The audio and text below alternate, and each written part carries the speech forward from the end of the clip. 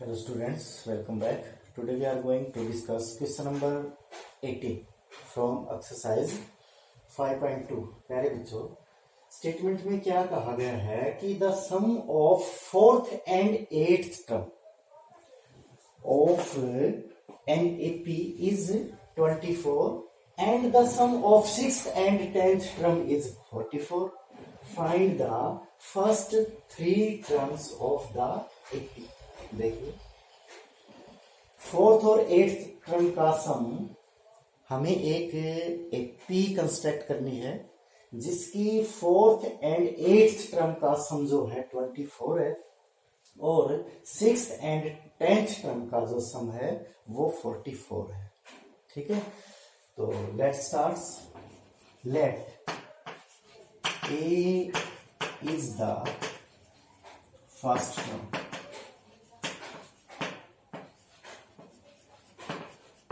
and D is the common difference of required AP।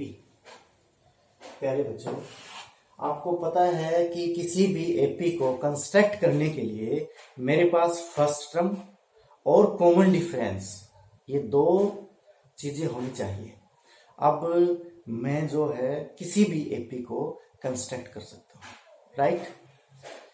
तो ये जो फर्स्ट इंफॉर्मेशन गिवन है कि fourth term and eighth term का जो सम है वो गिवन है dear students 24। Similarly sixth term और टेंथ टर्म का जो सम गिवन है 44। ये वो दो क्लू हैं जहां से मुझे ए और डी की वैल्यू मिलेगी। A4 can be written as A plus 3D plus A8 यानी कि A plus 7D is equal to 24। 2A plus 10D is equal to 24। You can further write it A plus 5D is equal to 12. Let's consider it equation first. Similarly, A6 can be written as A plus 5D plus A10 can be written as A plus 9D is equal to 44. A plus A 2A plus 14D is equal to 44, which can be further written as A plus 7D is equal to 22, which is equation 2। प्यारे बच्चों, अब subtract equation first from 2। तो मैं इसको subtract करता हूं equation first को। We get A plus 5D is equal to 12। ये मेरी इक्वेशन फर्स्ट थी। अगर मैं सब्ट्रैक्ट करता हूं इसको, cancel out, 2D is equal to 10 implies D is equal to 5। Now putting the value of D in equation 1 or equation 2, ठीक है, we get A plus 5 into 5 is equal to 12। A plus this implies that A is equal to 12 minus, right। now हमारे पास A की value भी है और D की value भी है। अब हमें कंसेप्ट क्या करना था कि first three term of the AP. देखिए A कितना है मेरे पास रिक्वायर्ड, देयरफॉर रिक्वायर्ड एपी में फर्स्ट टर्म यानी कि A 13। अब मैं इसमें कॉमन डिफरेंस ऐड करूंगा, विच इज कॉमन डिफरेंस कितना है 5। 8 माइनस 8 माइनस 3 अब 3 ही टर्म ऐड करनी निकालनी थी। Which are the required 3 terms of a AP. ठीक है, लेट डिस्कस और क्वेश्चन नंबर 90।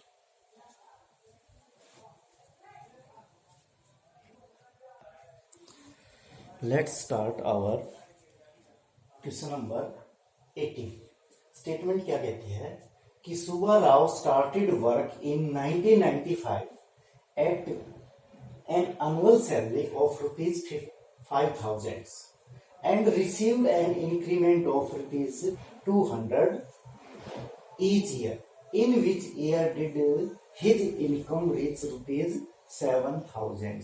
प्यारे बच्चों, स्टेटमेंट समझिए। कोई व्यक्ति है, उसने 1995 यानी कि 1995 से किसी संस्था में काम करना शुरू किया, जिसकी प्रारंभिक जो सैलरी थी 5,000 रुपए थी। ठीक है, अब उसको पर ईयर जो है 200 रुपए का इंक्रीमेंट दिया जाता है। यानी कि पहले साल यानी कि 1995 में उसकी सैलरी थी 5,000, 1996 में उसकी सैलरी होगी 5,200 यानी कि 5200 रुपए। उससे अगले साल 5400 रुपए। तो ये कहना चाहता है कि कितने साल बाद उसकी सैलरी 7,000 रुपए हो जाएगी। प्यारे बच्चों, उसने 1995 में काम करना शुरू किया, 96, 97, 98 अब तो काम किया उसने। 1995 में उसकी सैलरी थी 5,000 रुपए। अब क्योंकि हर साल उसका इंक्रीमेंट है 200 रुपए, तो अगले साल यानी कि 96 में उसकी सैलरी हो जाएगी 5200 रुपए। ठीक है, उससे अगले साल 5400 रुपए। यूं करते करते करते करते लास्ट में उसकी सैलरी हो जाती 7,000 रुपए। तो अब मुझे यूं बताना है कि ये जो 7,000 सैलरी है वो किस ईयर के में हो जाएगी, कितने साल बाद जो है उसकी सैलरी 7,000 रुपए हो जाएगी। ठीक है, यहां पे अगर मैं आपको पिछले क्वेश्चन की बात करूं तो ऐसे ऐसे क्वेश्चन हम निकाल चुके हैं। यहां पे मुझे एक्चुअल में बताना चाहूंगा एन की वैल्यू चाहिए। ठीक है, we know that A N is equal to A plus n minus 1 into D. A N क्या है? Last term. अब ये मेरे पास एक एपी आ गई है प्यारे बच्चों, जिसकी फर्स्ट टर्म तो है 5,000 एंड कॉमन डिफरेंस है 200 और लास्ट टर्म ये है 7,000। Now we have to find the value of n which we can find very easily। n 7,000, a 5,000, n मुझे निकालना है n माइनस 1 और जो d common difference. Now after solving this we can find the required value of n which is given as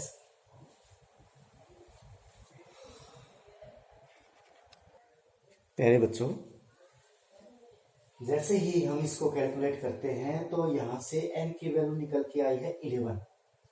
तो 11 साल के बाद उसकी सैलरी 7,000 होगी। अब उसने स्टार्ट किया था 1995 में।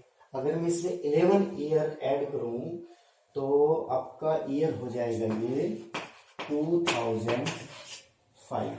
तो 11 साल बाद जो है उसकी सैलरी 7,000 रुपए हो जाएगी। प्यारे बच्चों, उम्मीद है कि ये क्वेश्चन बड़े अच्छी तरह से आपको समझ में आए होंगे। ठीक है, thank you, have a nice day.